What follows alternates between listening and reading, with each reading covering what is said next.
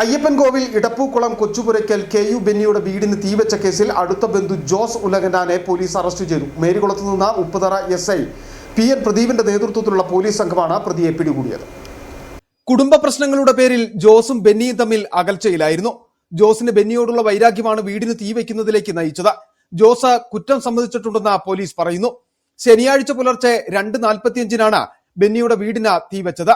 മുറ്റത്ത് ആളനക്കം കേട്ട് ബെന്നിയുടെ മകൻ ലിബിൻ ഉറക്കമുണർന്നു. തുടർന്ന് ബെന്നിയെയും വിളിച്ചുണർത്തി. മുൻവശത്തെ തിണ്ണയിൽ തീ കത്തുന്നത് ജനലിൽ കൂടി കണ്ടതോടെ പിൻവശത്തെ വാതിൽ തുറന്ന് എല്ലാവരും പുറത്തിറങ്ങി. വീട്ടുകാർ വെള്ളം കോരിയൊഴിച്ചാണ് തീയണച്ചത്.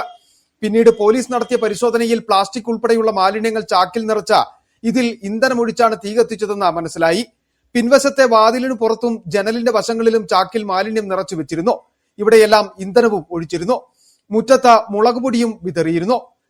മീറ്ററിൽ നിന്ന് ഫ്യൂസ് ഊരി മാറ്റി വൈദ്യുതി വിച്ഛേദിച്ച് മുൻവശത്ത് ക്രമീകരിച്ചിരിക്കുന്ന CCTVയുടെ പ്രവർത്തനം നിശ്ചലമാക്കിയ ശേഷമാണ് വീടിന് തീയിട്ടത്.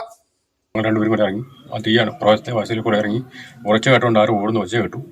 ഞങ്ങൾ ഒച്ച വെക്കുന്നുണ്ട്. പുറത്തെ വാതിൽ തുറന്നിറങ്ങി അവിടെ പെട്രോൾ ഒഴിച്ചിരിക്കുക മൊത്തം ചാക്കിൻ പ്ലാസ്റ്റിക് ഇട്ടിട്ട്. പിന്നെ വീടിൻ്റെ ഫ്രണ്ടിൽ സിറ്റ് ഔട്ടിൽ ഞങ്ങൾ ഇറങ്ങി വരുമ്പോൾ തീ കത്തിക്കൊണ്ടിരിക്കുകയാണ്. പ്ലാസ്റ്റിക് ചാക്കം നിറയെ പ്ലാസ്റ്റിക് കുപ്പിയിൽ വെച്ചിട്ട് പെട്രോൾ എന്തോ കെമിക്കൽ ഒഴിച്ച് തീ കത്തിരിക്കുകയാണ്. വീടിന് ചുറ്റത്തിയും ജനൽ വഴിയും വണ്ടിയിലെല്ലാം ഒഴിച്ചിട്ടുണ്ടായിരുന്നു. സംഭവം നടന്ന ശനിയാഴ്ച രാവിലെ 11 വരെ ജോസ് സ്ഥലത്തുണ്ടായിരുന്നു.